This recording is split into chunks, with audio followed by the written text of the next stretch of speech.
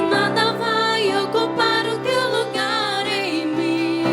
Oh, nada, nada, nada, e ninguém pode ocupar o meu lugar em ti, não. E nada vai ocupar o teu lugar em mim. Eu desconheço outro amor assim.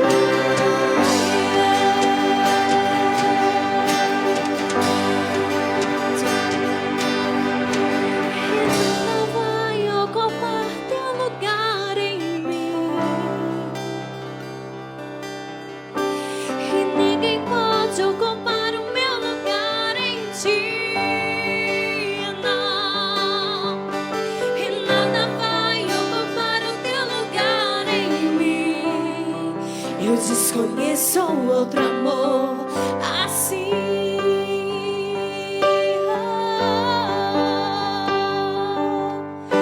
E nada vai ocupar o teu lugar em mim.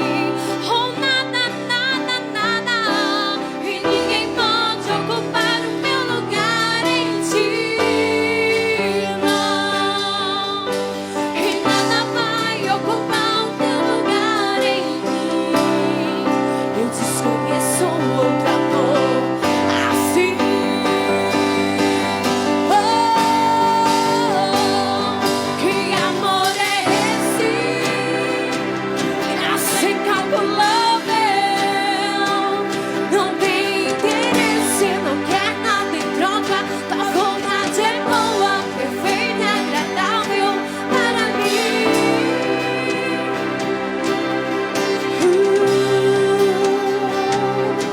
Para mim.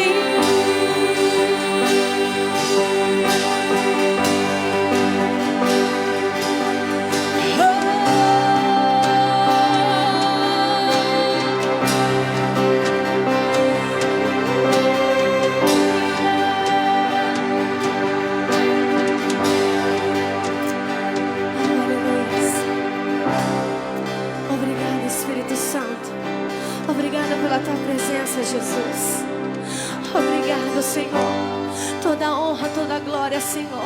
Todo louvor seja dado a ti, Espírito Santo. Obrigado, Jesus.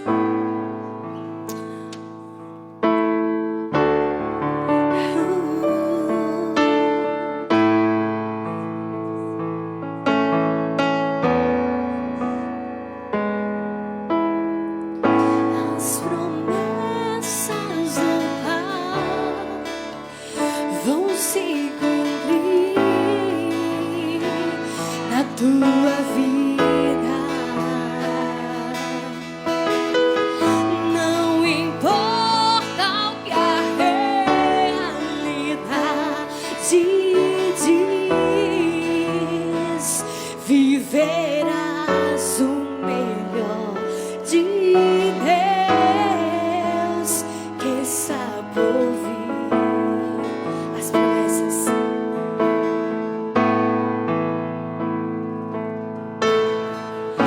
As promessas do Pai vão se cumprir na tua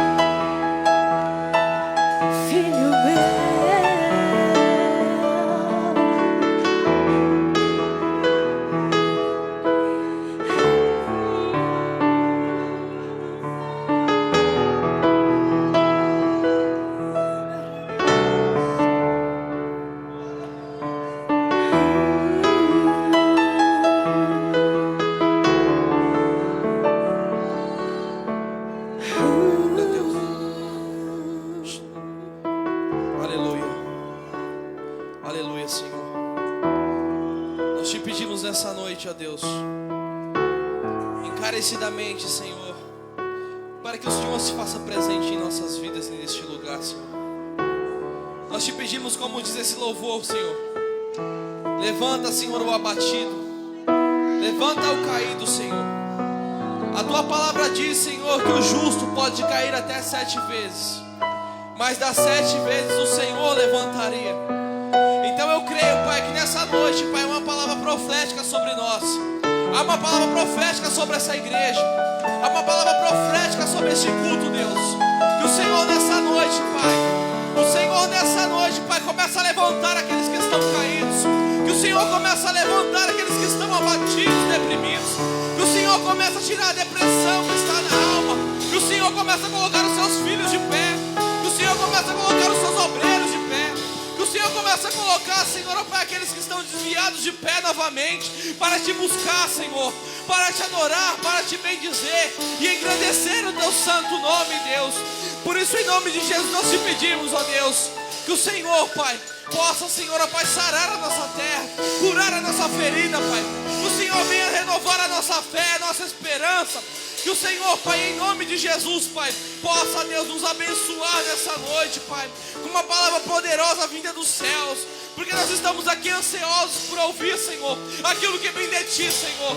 E eu creio, Pai, que nessa noite, Deus, em nome do Senhor Jesus, em nome de Jesus, não será mais um culto comum, um culto normal, mas será um culto cheio da Tua graça e da Tua glória, como já está sendo, Pai, porque nós já podemos sentir a Tua presença, nós já podemos sentir o Teu toque, o Teu agir sobre nós.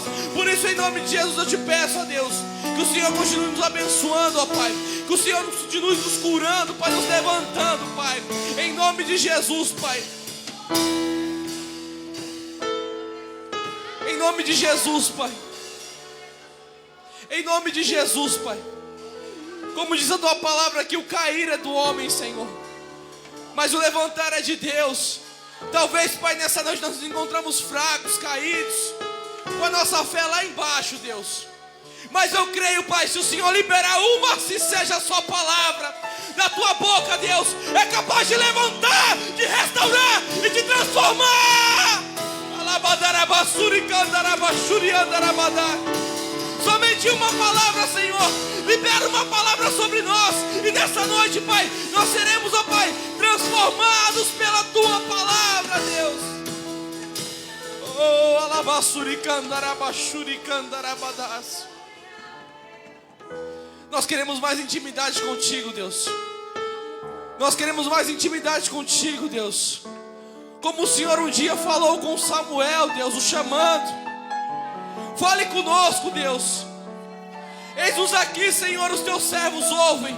Nós queremos mais que tudo ouvir a Tua voz, ouvir o Teu querer sobre nós, ouvir, Senhor, a Tua vontade sobre nós, e que a Tua vontade venha prevalecer sobre todas as demais coisas em nossas vidas.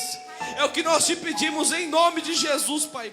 Nos aquece nessa noite fria, Senhor.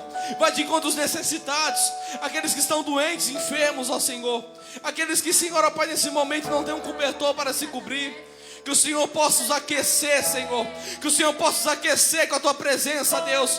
Porque a Tua palavra diz, Senhor, ó Pai, que quando o povo de Israel estava no deserto, Pai, de dia uma coluna de, Senhor, ó Pai, de nuvem o cobria para proteger do calor. E de noite, Pai, uma coluna de fogo os aquecia. Nós cremos, ó Deus, em nome de Jesus, que o Teu fogo, Pai, nessa noite pode nos aquecer. Que o Teu fogo, Pai, pode nos aquecer, Senhor. Que o Teu fogo pode nos transformar. Por isso, em nome de Jesus, Pai, toque, Senhor, em cada um que está aqui nessa noite. Toque nessa pessoa que está na sua casa, assistindo através da live, Deus. E eu creio que o Teu nome, o Teu santo e poderoso nome será glorificado e bendito, Senhor, no nome de Jesus, ó Pai. Nós te agradecemos, ó Deus.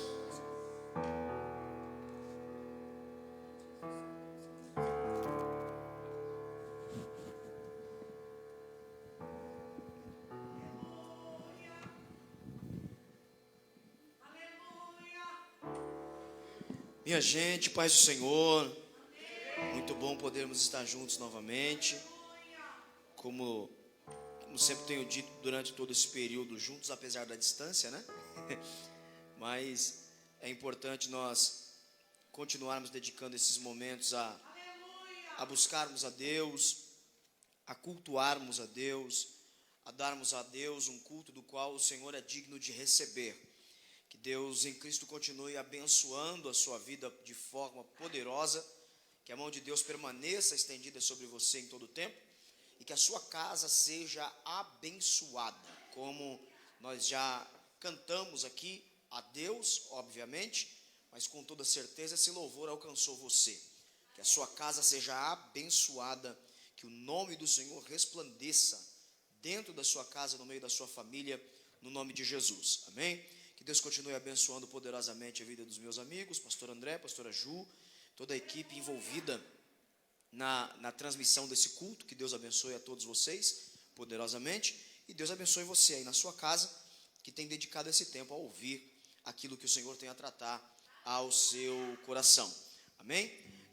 Vamos lá, eu peço para que você, por gentileza, abra sua Bíblia junto comigo no livro de Atos dos Apóstolos, no capítulo 12, a partir do versículo 1. Deus tem algo a tratar conosco através desse texto, sem fugir do tema que nos é proposto aqui às terças-feiras, que é maturidade, ok? Hoje, como se trata de um culto de ensino, você que me conhece já sabe que eu vou um pouco mais devagar do que aquilo que eu costumo ir às quintas, tá bom? Então, se tem uma coisa que eu tenho que trabalhar bem quando eu venho aqui, é separar a quinta da terça. Que na quinta nós joga a cadeira pro alto, né, irmão?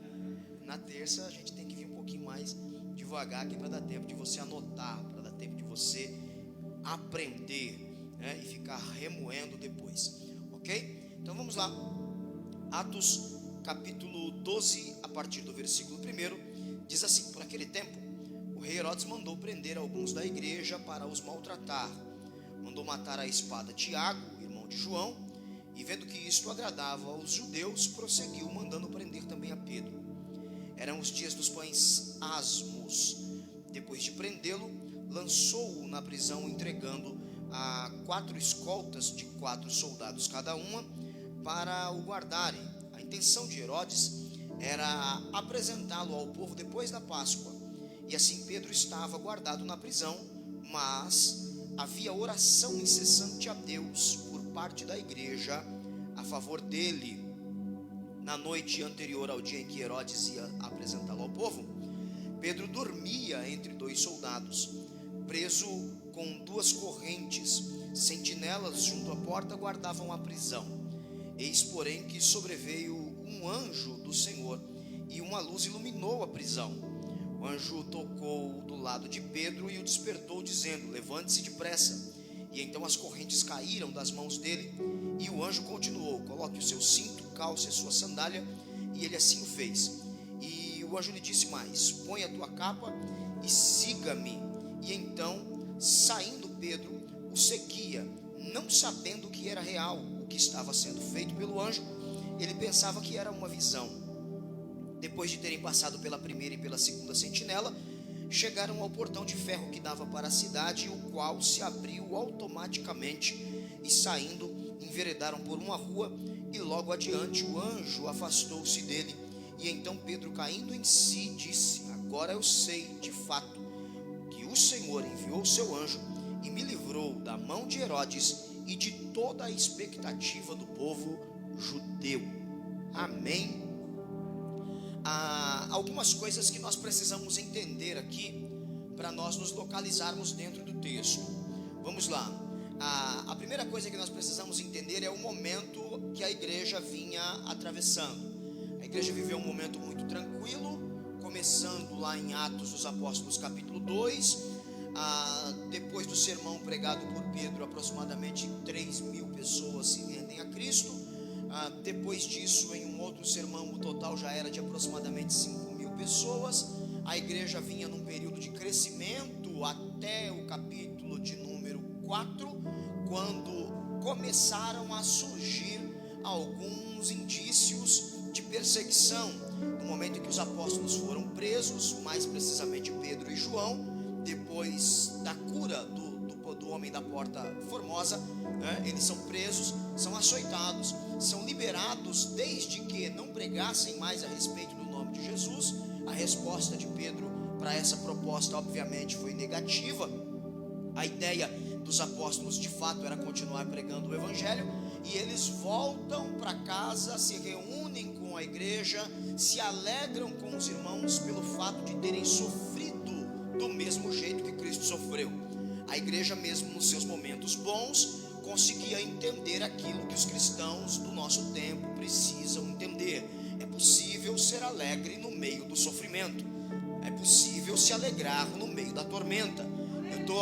Eu tô procurando um cristão desse tempo que tenha coragem de dar glória a Deus porque apanhou. Veja, o nível de comprometimento dos discípulos com toda a causa era tão grande que eles oraram a Deus agradecendo pelo fato de terem sido achados dignos de serem participantes dos mesmos sofrimentos de Cristo. Veja que o nível de comprometimento era muito alto. Mas essa não era a perseguição ainda propriamente dita. A perseguição se instala na igreja, de fato, a partir de Atos dos Apóstolos capítulo 7, com a morte de Estevão depois de um sermão. Você conhece esse texto muito bem, né? Depois de pregar a respeito de Jesus e deixar claro, né, que Jesus foi morto por vontade de Deus, mas pelas mãos dos homens, a fúria tomou conta do coração das pessoas que estavam ouvindo Estevão, e Estevão morreu apedrejado.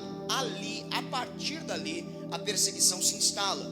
Você vai ver no capítulo 8, a igreja se dispersando, saindo de Jerusalém por conta da perseguição, e com a medida que eles foram dispersos por onde eles iam pregando a Cristo, e até nós chegarmos aqui no capítulo 12, aonde a igreja ainda está debaixo dessa nuvem de perseguição. Amém? Então aqui nós começamos a entender algumas coisas.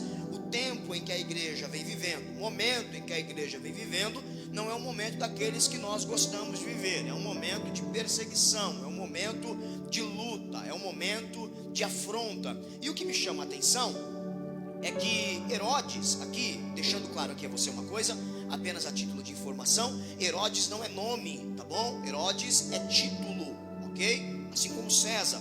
Herodes não era o nome de um homem, Herodes era o título que esse homem carregava. E, no entanto, todos esses governantes que carregavam esses títulos sobre os seus ombros, eles tinham algo em comum: eles gostavam de fama, eles gostavam da popularidade. Para que você tenha ideia, isso não era diferente do que acontecia com os imperadores romanos, ok? E se você começar a mergulhar aqui dentro do livro de Atos dos Apóstolos, você vai ver que o ambiente de Roma era um ambiente que favorecia algo que nós chamamos de culto ao imperador. Ou seja, os imperadores romanos, eles gostavam de ser adorados como deuses, e ao primeiro sinal de que alguém estivesse adorando a um deus que não fosse o imperador, isso já era motivo de perseguição. Com os Herodes aqui também não era diferente.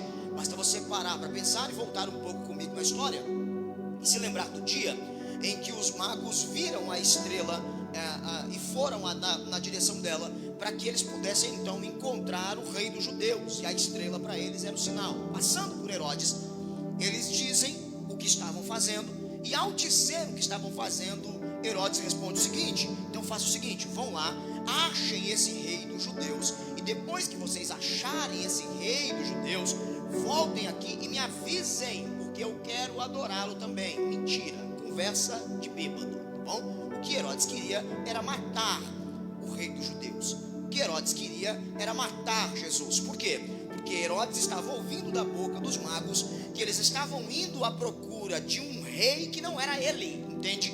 Então, o gostar da fama, o gostar da popularidade, fazia com que esses homens não admitissem em nenhuma hipótese a possibilidade de que alguém competisse com eles nessa questão. Então, quando Herodes percebe que foi enganado, porque o Espírito Santo avisa os magos para que eles voltassem por outro caminho, eles não voltam a Herodes, eles não vão levar a informação a Herodes. Então, o que é que Herodes manda fazer? Calcula o tempo, o menino já deve estar com pelo menos 2 anos de idade. Herodes então manda matar todos os meninos de 2 anos para baixo, porque com isso ele pensava que estaria eliminando a ameaça de alguém que iria assumir um trono no seu lugar. Mal ele sabia que Deus, de forma soberana, já tinha conduzido Jesus para um outro lugar, já tinha escondido Jesus no deserto, para que Jesus não morresse pelas mãos de Herodes. Mas enfim, aqui a demonstração de popularidade. Eu preciso fazer alguma coisa para que o meu nome seja aclamado. Eu preciso fazer alguma coisa para que o meu nome seja proclamado por todos os outros. Eu preciso fazer alguma coisa para que as pessoas continuem se apegando a mim. Na tentativa de manter a popularidade, ou na intenção de manter a popularidade, Herodes manda matar Tiago. E quando mata Tiago, ele percebe uma coisa: a ala dos judeus gostou do fato dele ter matado Tiago, entende? Aqui era a oportunidade dele alcançar fama no meio de um povo que normalmente não lhe dava muita atenção, porque quem governava os judeus eram os príncipes das sinagogas. Eles não tinham muito acesso, na verdade não tinham muito convívio. Na verdade eles não gostavam muito da ideia de serem governados por Herodes. Mas quando Herodes manda matar Tiago ao fio da espada, a Bíblia aqui nos diz, o texto que nós lemos diz que quem se alegra não são os romanos, quem se alegra são os judeus. Agora eu parei para pensar, o que levaria alguém da minha família se alegrar com a minha própria desgraça? O que levaria alguém que faz parte do meu povo se alegrar quando vê alguém do seu povo perdendo? Entende? É isso que eu não consigo entender às vezes. Em busca de popularidade, algumas pessoas começam a perceber que no ambiente cristão do qual nós fazemos parte, muita gente passa o tempo todo dizendo que é família, mas o coração não é tão familiar assim um com o outro, entende? É mais ou menos aquele jogo de interesse. Ora, se Tiago era judeu, o primeiro povo que deveria se levantar contra a sua morte era o seu próprio povo, mas ao contrário disso, não. Herodes vê uma porta de popularidade se abrindo no meio de um povo que estava dividido. E é justamente isso que eu preciso que você entenda. A falta de maturidade nossa, muitas das vezes, nos leva a abrir portas. Para quê? Para que o inimigo venha ganhar popularidade em nosso meio. Por quê? Porque nós com muita facilidade nos dividimos. Basta alguém pensar diferente, basta alguém propor algo diferente daquilo que eu proponho, já é motivo para que o olho comece a ficar meio torto, já é motivo para que se comece a olhar meio de canto de olho, já é motivo para começar a pensar que o irmão é do PT, né? Por quê? Porque ele não pensa como eu penso. Ora, a igreja é isso. Não dá para você esperar que alguém que é uma personalidade diferente da sua pense exatamente igual a você. Então entenda uma coisa: pensando diferente ou pensando igual, nós somos o mesmo povo. Você não pode permitir que a divisão entre no meio da sua vida, no meio da sua família, no meio do seu ministério, porque com a divisão, o teu adversário é que ganha popularidade.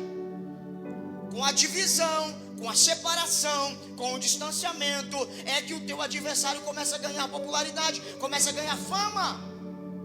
Está entendendo?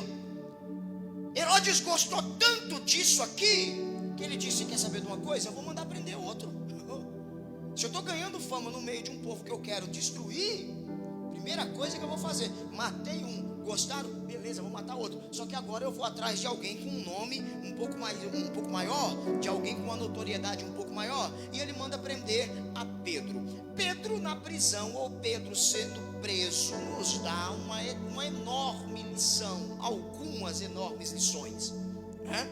Primeiro, basta a gente parar para pensar um pouco no perfil do Pedro até antes de Atos 2, né? Até antes de Atos 2.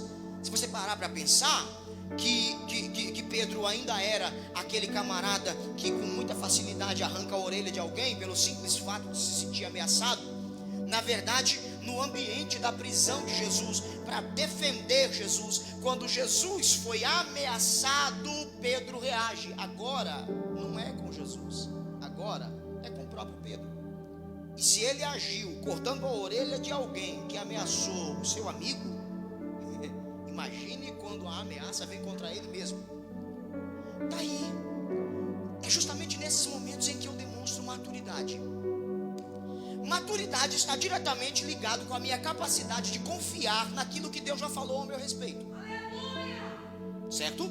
Maturidade, vou repetir para você anotar aí na sua casa. Maturidade está diretamente ligada com a minha capacidade de confiar naquilo que Deus já falou ao meu respeito. Quem consegue fazer isso, pastor? Quem consegue fazer isso é quem entende que acima do trono de Herodes está o trono de Deus. Acima do trono dos governantes dessa terra está o trono do governo de Deus. Acima das leis dessa terra existem as leis que são do céu. Acima da autoridade exercida aqui embaixo tem a autoridade que é exercida aqui em cima. Quando eu consigo compreender isso, eu começo então a colocar as coisas no seu devido lugar. Por mais que eu tenha que ser obediente a todas as leis dessa terra por ser cidadão, eu não posso me esquecer que a minha vida é governada por uma lei que é muito maior que essa. A minha vida é governada por alguém que se assenta num trono que é muito maior do que o trono de Herodes.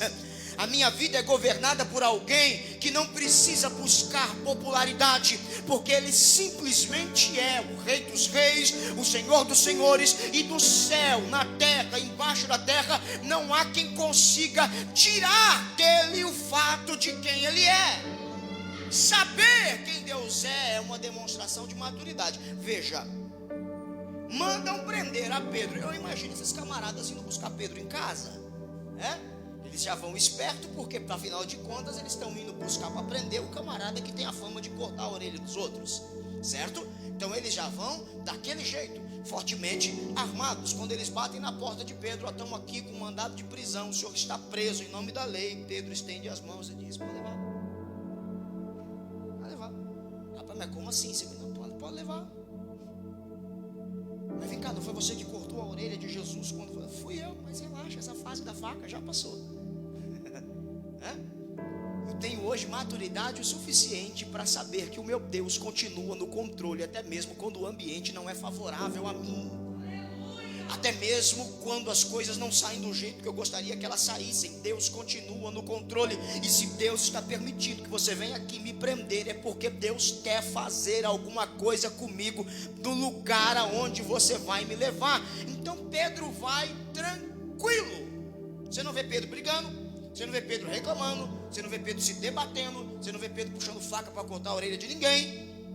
Ou seja, maturidade tira de mim a possibilidade de questionar qualquer coisa que Deus esteja fazendo, certo?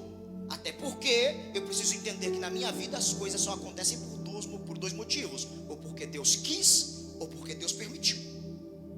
Nada vai acontecer sem a vontade soberana de Deus ou a vontade permissiva de Deus. Das duas formas, Deus está no controle. Então, Deus continua sabendo muito bem aquilo que está fazendo.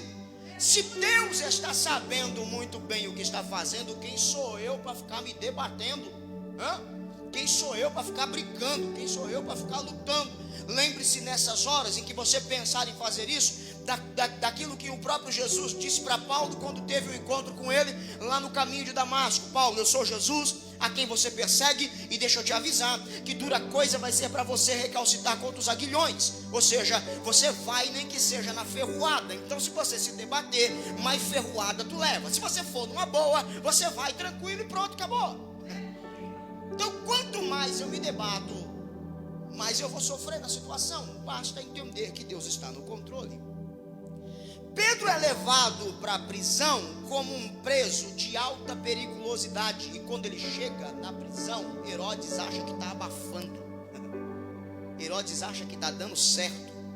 Aqui eu posso posso fazer tudo o que eu quiser fazer, não tem ninguém maior do que eu. O que ele não sabia é que existem coisas que Herodes não pode fazer. Por mais autoridade que tenha, existem coisas que ele não pode fazer. E aí nós vamos entrar aqui, vamos entender quais são essas coisas, ou pelo menos algumas delas, né? Porque se eu for falar de tudo, meu tempo não vai ser suficiente. Mas vamos lá. Pedro é preso, ok? Mas a igreja continua em oração. Se a ideia de Herodes foi calar a igreja, prendendo aquele que era o homem mais notável até aqui, o personagem principal da igreja até aqui estava sendo preso, e isso manda uma mensagem: ó, já matei um e agora estou prendendo o teu líder até aqui. Se vocês não ficarem quietinhos na de vocês, vai sobrar para todo mundo. Quer saber o que aconteceu? Culto de oração, querido. Pedro estava preso, mas a igreja estava orando. Ou seja, as prisões que tentam me intimidar podem até acontecer, mas elas não têm o poder para calar a minha voz.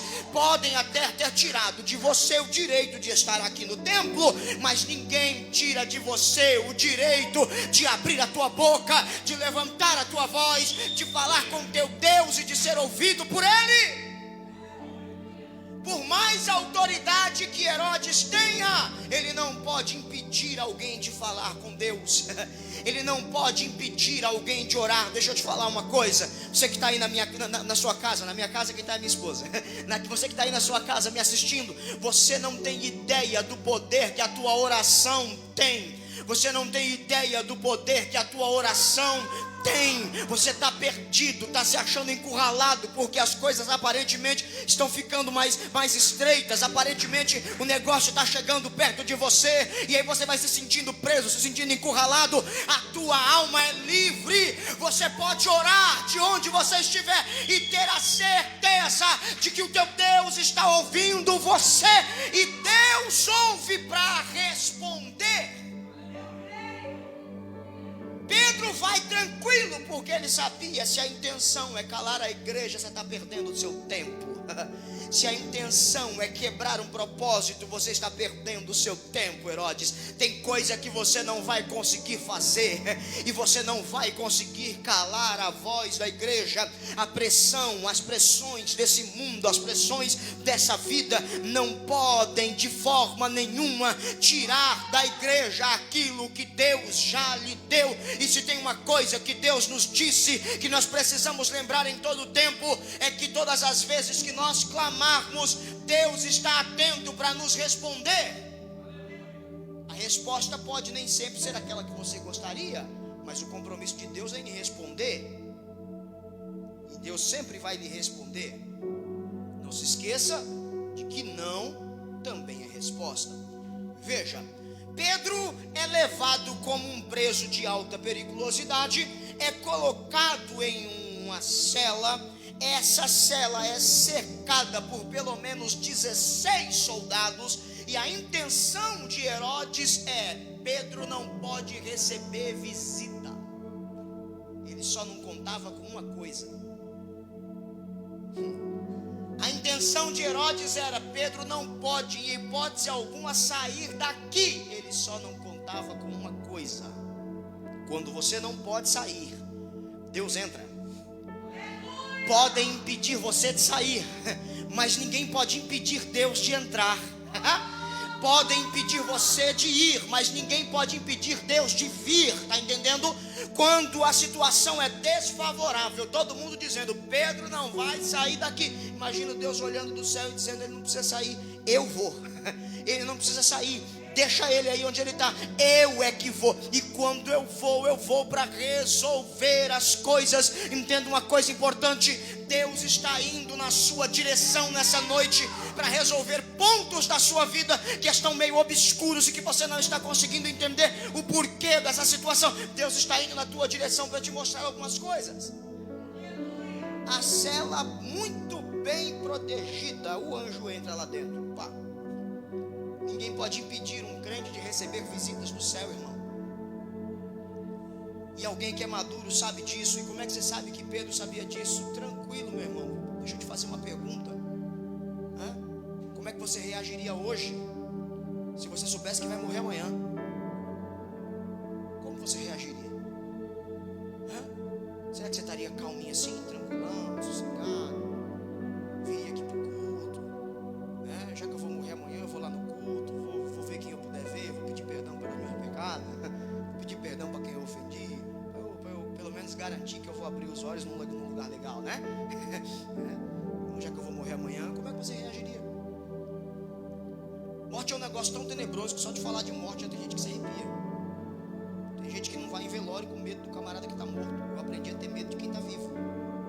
Quem está morto já era. Quem está vivo é que pode proporcionar alguma dificuldade para alguém em algum momento. Quem está morto não. Agora veja, Pedro estava tão tranquilo que estava dormindo. Pedro estava tão sossegado que estava dormindo. A tranquilidade de Pedro era enorme. Porque ele já tinha ciência de que não morreria na cela. Pastor, como assim? O senhor tem certeza que Pedro sabia que não ia morrer na cela? Tenho. Volte comigo para dentro das Escrituras e você vai se lembrar do dia em que Jesus olhou para Pedro e disse: Pedro, quando você é novo, você veste o que você quer e vai para onde você quiser, mas vai chegar um dia em que vão colocar em você uma roupa que você não quer vestir e vão levar você para um lugar que você não quer ir. E Jesus estava falando isso para Pedro, falando a respeito da sua morte. Pedro sabia muito bem como é que ia morrer, e ele sabia que cela não era o ambiente de morte. Então, como é que Pedro morreu? Apenas a título de curiosidade, Pedro morreu crucificado, ok? Não se achando digno de ser crucificado da mesma forma que Jesus, ele pediu para que a sua cruz fosse virada de cabeça para baixo. Então Pedro morre crucificado de cabeça para baixo, e de uma coisa que Pedro tinha certeza, e era fato: na cadeia eu não vou morrer, eu não vou sair daqui para a morte, porque eu ainda tenho muita coisa para fazer. E como é que ele sabia disso, pastor? É simples, é só lembrar de todas as boas promessas que Deus já lhe fez. É só lembrar de tudo aquilo que Deus já falou ao seu respeito. E aí você vai ver que o ambiente em que você está, o momento pelo qual você está passando, pode ser desfavorável, mas não é o momento do fim. A Bíblia nos dá uma certeza. Qual certeza, pastor? A certeza de que vai terminar tudo bem. Vai terminar tudo bem. Pastor, como é que você sabe? Basta você ir lá no final e ver o fim da história, ora bolas, Basta você ver, ir lá para o Apocalipse, e você vê que no final de todas as coisas, o relato de João é: e eu vi novos céus e nova terra, e o lugar é diferente. E que lugar é esse? É um lugar onde não haverá pranto, onde não haverá dor, onde não haverá tristeza, onde não haverá temor, e o próprio Deus será tudo em todos. Qualquer coisa diferente disso ainda não é o final. Qualquer coisa diferente de um final feliz ainda não é o fim. Entenda, Deus tem um final feliz para a tua história. Deus tem um final feliz para a tua história. Isso é fase, isso passa. Um momento amargo é bom para te aperfeiçoar, isso passa. O que você precisa é descansar em Deus e saber que qualquer coisa diferente de um final feliz ainda não é o final que Deus planejou. Deus tem muita coisa boa para fazer na tua vida ainda. Isso que você está passando é só um momento, é só uma fase. Daqui a pouco tudo isso acaba e você vai ver que as coisas vão voltando para o lugar.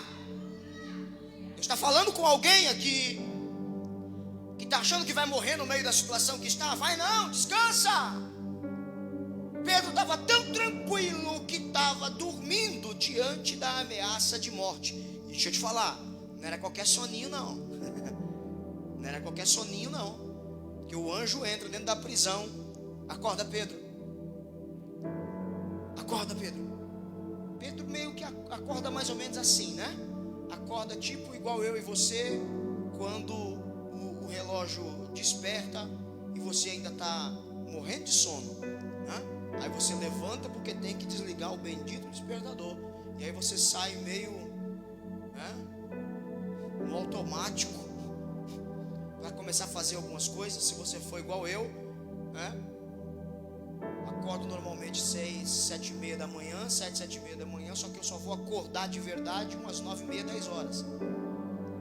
Até então eu estou de pé, mas acordar mesmo, só depois de um determinado tempo. Pedro não estava dormindo qualquer soninho não. Não era um sono, não foi o sono não é aquele tipo de sono que vence a gente. Já passou por alguma noite de angústia, daquela que você não quer dormir, em algum momento o sono te vence, você acaba pegando no sono, e não porque você quis dormir, mas sim porque o sono te venceu? Pois então, não era esse tipo de sono não, era um sono tranquilo, intencional. Pedro está dentro da prisão, dormindo, quando o anjo entra lá e diz: acorda Pedro, levanta. E entenda uma coisa importante: um ambiente desfavorável não tira de você a responsabilidade de se posicionar. Um ambiente desfavorável não tira de você a responsabilidade de se posicionar. Pedro está preso, o ambiente não é legal, mas o anjo está olhando para ele e está dizendo: Pedro, levanta, porque de pé é a posição que você tem que estar. O lugar pode ser desfavorável, mas você precisa estar posicionado. Deixa eu te falar uma coisa: e tem situação da tua vida que só vai começar a se desenrolar a partir do momento que você se posicionar. A partir do momento que você se posicionar. Pedro está preso dentro da cadeia com correntes nas mãos, mas quando ele obedece a direção dada pelos céus de ficar de pé, Pedro levanta e a corrente cai. Pedro levanta e a algema cai. Por quê? Porque tem coisa que eu venço simplesmente com posicionamento. Tem situações que começam a se desfazer apenas com posicionamento. E aí o anjo começa então a dar a direção. Como é que você vai sair dessa cela, Pedro? Você vai sair do mesmo jeito que você entrou, inteiro. Não vai ficar nada de você nesse ambiente. Não vai ficar nada seu nesse momento. Fica tranquilo, porque o ambiente não vai roubar nada de você. Você vai sair íntegro, inteiro, do mesmo jeito que você entrou. Aí o anjo começa a falar com Pedro, dizer para ele: olha Pedro, levanta, coloca a sandália, coloca o cinto, coloca a capa, me acompanha. Não vai ficar nada para trás, não vai deixar nada teu na cadeia, nenhuma ponta de uma linha tua vai ficar nessa situação, porque quando Deus entra para tirar aquele que sabe descansar em Deus, Deus não tira ninguém pela metade, Deus te tira de forma completa, Deus te arranca da situação de forma completa, de forma total. De forma total. E aí, a postura madura de alguém que descansa em Deus começa a mostrar que Herodes pode até prender, mas quem determina a liberdade de alguém ou não é Deus. Pedro sai no meio das sentinelas, passa pela porta. Quando Pedro se aproxima do pior portão, ou do maior portão, que era o portão de ferro que já dava para a cidade, nós vemos então a primeira versão de portão automático da história. Fico vendo os camaradas lá em Alphaville que fica contente porque tem um motor do portão que sobe em 4 segundos e desce em 4 segundos, com o simples apertar de um botão. Nada novo. Nada novo. A Bíblia diz que Pedro se aproxima do portão, o portão se abre, Já viu um motor melhor do que um sensor de presença? Um sensor de presença? Pois é. Agora eu fico pensando, e se Pedro tivesse olhado para o tamanho do portão e dito: meu, desse portão não dá para passar não, velho. Nós passamos no meio de soldado, a gente passou no meio dessa galera toda aqui, tudo bem, legal, bacana, mas o tamanho desse portão aqui. Sabe o que foi que Pedro fez? Andou. Ele simplesmente foi na direção que estava sendo proposta. Quem vai abrindo o caminho para Pedro passar é Deus. Quem vai aplanando as ruas para Pedro andar é Deus. Quem vai fazendo as coisas acontecer é Deus. Eu só tenho que andar na direção que Ele está me dando. Eu só tenho que obedecer à direção que estou recebendo. Eu só tenho que ser fiel no meio da crise, do mesmo jeito que eu me propus a ser fiel antes dela. Porque tudo que Pedro ouviu foi antes de ser preso. E aí a pergunta que eu costumo fazer quando eu olho para esse texto aqui é muito simples dentro desse tempo. Quem aqui está debaixo de promessa de Deus? Você que está na sua casa, está debaixo de promessa de Deus? Quem recebeu promessa de Deus em janeiro? Você não recebeu promessa de Deus em janeiro? Deus dizendo que você ia longe, Deus dizendo que você ia avançar, Deus dizendo que a tua vida ia dar certo, Deus dizendo que as coisas iam acontecer lá no começo do ano. Você não ouviu? Pois então, o teu desafio não foi simplesmente crer. O teu desafio é continuar crendo quando tudo parece que não vai dar certo. O meu desafio é continuar crendo na promessa que eu ouvi em janeiro. No mesmo estando na situação agora em que o portão de ferro está fechado na minha frente. Pedro não quis saber se o portão era grande, ele quis saber que a direção quem estava lhe dando era os céus. Então quando eu ando na direção dos céus, Deus se encarrega de abrir as portas que eu não posso abrir. Deus se encarrega de destruir as correntes que eu não posso destruir. Deus se encarrega de fazer aquilo que eu não posso fazer. Pedro vê o portão se abrindo diante dos seus olhos porque ele andou. O teu desafio é continuar andando na direção que Deus te deu, crendo que Deus continua sendo poderoso para fazer portas se abrirem. Pastor, mas o tempo está ruim. E quem disse para você que tempo ruim é determinado por um vírus? Ou você acha mesmo que no dia em que Deus fez promessas a você, no que se refere a esse ano, Deus não sabia que o vírus ia chegar no Brasil? Agora, você acha mesmo? Você acha mesmo que Deus fez promessas a você e quando começou a situação da pandemia, Deus colocou a mão na cabeça e disse: ai meu Deus, que sou eu mesmo? Vou ter que pensar em alguma outra coisa agora, porque eu não contava com o vírus. Você acha mesmo? Claro que não, querido. Deus sabia muito bem, Deus sabia perfeitamente tudo o que iria acontecer no dia em que fez alguma promessa. Nosso papel é andar na direção que nós recebemos. Ande na direção que Deus lhe deu e você não vai ser frustrado. Ande na direção que Deus te deu e você não vai se decepcionar. Ande na direção que Deus está lhe dando e você vai ver a porta se abrindo em meio a um ambiente desfavorável. Quando Pedro sai da cadeia, o anjo conduz ele por uma rua e depois de determinado momento se afasta dele. É aí que Pedro acorda, porque até então ele estava pensando que era um sonho, era uma visão, uma visagem, um visamento, qualquer outra coisa, menos alguma coisa real, menos algo de verdade. Quando Pedro acorda e percebe que de fato estava solto, ele olha para toda a situação em que estava, ele olha para o momento em que está e diz: agora eu sei que de fato Deus enviou o seu anjo e me livrou das mãos de Herodes e de toda a expectativa do povo judeu. Olha que coisa. Pedro era consciente de que no momento em que ele entrou na prisão, a expectativa gerada por alguém a respeito de Pedro era uma expectativa de morte. Pedro tinha plena consciência de que alguém do lado de fora estava dizendo: e aí, você não é o cara que corta a orelha? Corta a orelha dos soldados e sai daí agora. Você não é o bravinho, o impulsivo, o explosivo, não é você? Você não é aquele que diz eu falo mesmo? Não é você? Eu quero ver, sai dessa agora. Pedro sabia muito bem que a expectativa de alguém a respeito dele era uma expectativa de morte. Mas quem esperava Pedro morrendo no dia seguinte, quem alimentou uma expectativa, porque é assim, né? Você já viu que gente na expectativa é igual gente ansioso pelo último capítulo da novela. Ainda bem que aqui em Guarulhos não tem esse negócio de gente que assiste novela. Graças a Deus, né? Mas pensa, lembra? A expectativa pelo último capítulo da novela. A expectativa pela final do campeonato. A expectativa. Não, eu preciso fazer alguma coisa, porque hoje é o dia. Hoje é o dia. Sabe? Aquele negócio, você vai ficando ansioso. Você não conta, você não vê a hora. Parece que os minutos vão ficando mais lentos. Por quê? Porque a ansiedade faz isso. A gente quer que a hora passe rápido. Por quê? Porque a gente quer que alguma coisa aconteça. Tinha gente assim, esperando que Pedro morresse. Detalhe, gente do seu próprio povo, gente da sua própria igreja. Vou falar do jeito que Deus está me dizendo. Gente da própria igreja de Pedro, dizendo: agora eu quero ver ele sair dessa, vai morrer. Quando aparece do outro lado, no outro dia, alguém tem que receber a notícia: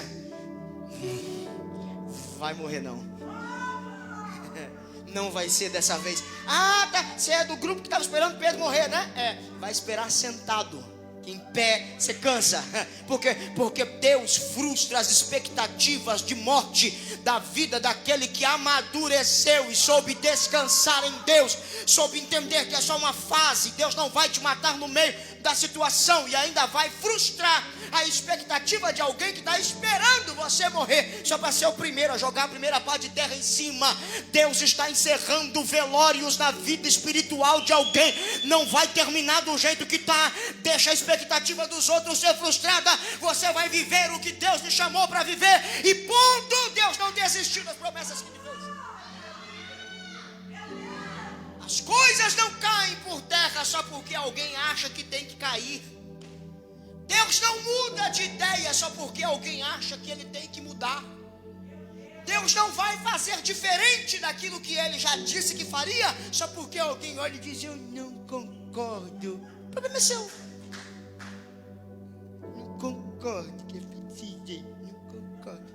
O problema é seu. Agora você acha bonito, você acha mesmo que Deus vai mudar de ideia por causa de você. Entenda uma coisa importante. Entenda uma coisa muito importante. O governo que Deus exerce sobre a igreja não é um governo democrático, ok? O governo de Deus sobre a igreja é um governo teocrático. Sabe o que é isso? Deus manda, a gente só obedece. Deus manda, a gente só obedece. Pastor, se eu não concordar, bem, discorde de Deus. Você tem todo o direito, aí se resolva com ele. O negócio é seu e Deus e pronto. Ora. Não, mas pastor, não, eu tenho o direito de dar minha opinião. Tem todo o direito de dar a sua opinião. Agora, entre a sua opinião será acatada ou não, é outra história. Outra situação. E a galera lá esperando o Pedro morrer. E Deus dizendo: vai morrer não. Existem expectativas ruins ao seu respeito sendo frustradas hoje. Deus trouxe você aqui, Deus está fazendo você na sua casa assistir essa mensagem para garantir a você a expectativa de morte que alimentaram sobre você vai ser frustrada, vai ser frustrada. Deus tem vida e vida com abundância para você. Deus tem vida e vida grande para você. Deus tem vida e vida cheia do Espírito Santo para você. É isso que Deus tem preparado para você. Qualquer coisa diferente disso ainda não é o fim da história. Se você puder, na sua casa, onde você estiver, coloque sua mão sobre o seu coração, por favor, eu quero orar. E nós já vamos encerrar aqui. Quando Pedro sai, ele descobre uma coisa: a atitude de alguém que amadureceu é a mesma, independente do ambiente em que ele esteja. Pedro descansava em casa, foi descansar na prisão. Pedro descansava livre, descansou preso.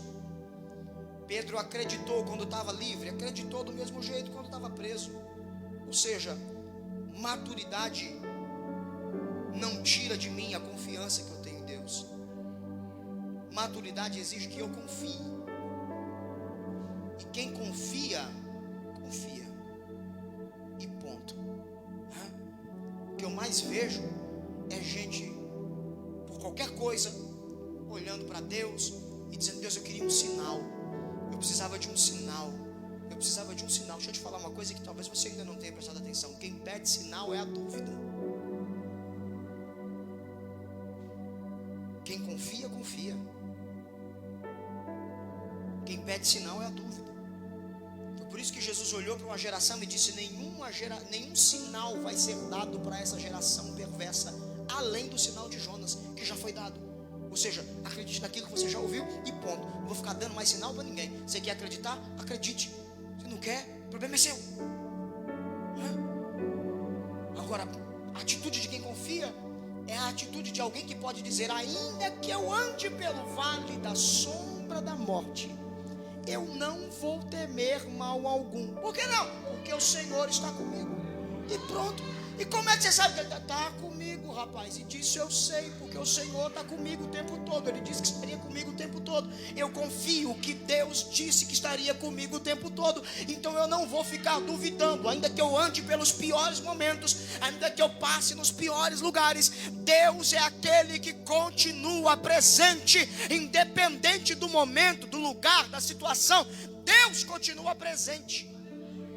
Deus continua presente. Feche seus olhos aonde você estiver. Amado Deus e eterno Pai, eu te louvo, Senhor. Nós te adoramos. Nós te bendizemos, alegres por essa noite, por sabermos que o Senhor tem nos conduzido a um nível de maturidade que nos faz confiar e descansar, ainda que tudo esteja dizendo que não. Ainda que tudo aquilo que nos cerca seja o contrário daquilo que o Senhor disse, nós vamos continuar confiando no Senhor. Ainda que as águas rujam e se perturbem, ainda que os montes se abalem pela sua braveza, ainda que os montes se transportem para o seio dos mares, ainda que as coisas não saiam do jeito que eu gostaria que elas saíssem, nós vamos continuar confiando no Senhor, porque o nível de maturidade ao qual o Senhor nos elevou nos faz pensar e agir dessa forma. Sustenta a tua igreja nas tuas mãos, sustenta cada um dos teus filhos nas suas casas, nas tuas mãos, e faça eles entenderem que isso é apenas uma fase, que isso vai passar, e quando isso tudo passar, eles vão ver que o Senhor continua sendo fiel para cumprir as suas promessas. Por todas estas coisas eu te agradeço, Senhor, no nome de Jesus, no nome de Jesus, amém? Que Deus em Cristo os abençoe, até a próxima, se Deus quiser. Aplauda Jesus, você que está aqui, você que pode na sua casa, aplaude a Jesus também.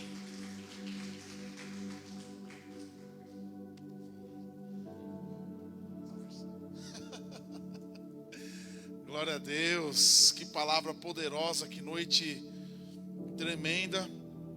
Que possa ter entrado no teu coração essa palavra, que possa ter entrado no profundo aí, e que possa ter feito um impacto poderoso, amém? Quero te pedir para você continuar abençoando essa obra, para que nós possamos continuar avançando. Não deixe de contribuir, não deixe de dar a sua doação. Você quer ofertar, quer dizimar na igreja, no ministério, está o nosso telefone aí. Se você quiser fazer um depósito, uma transferência, ou você quiser vir aqui, pegue aí o nosso contato, entre em contato conosco, nós vamos te instruir. Se você quiser vir na igreja, pode vir aqui na rua Mariano Manzoni, número 93, e nós vamos te abençoar. Nossos cultos são de terça-feira, hoje, Peniel, quinta-feira, 8 horas da noite, e domingo às 18h30, culto da família. Então vem para cá, venha ser abençoado. Você que precisa de uma oração, você que precisa da presença da palavra de Deus, nós estamos aqui para te abençoar. Nós estamos numa campanha da quarentena solidária. Hoje eu fui entregar umas cesta básica a uma pessoa necessitada, e nós só tínhamos um pouco de alimento. Por isso eu quero te pedir que você possa trazer alimento aqui para o prédio da igreja, para que nós possamos distribuir para as pessoas necessitadas. Gente, tem muita gente precisando, e se nós se juntarmos todo mundo, nós conseguiremos atingir aí um maior número de gente, guardando, abençoando, alimentando muita gente. Então você que tiver aí roupa e quiser doar roupa para esse inverno,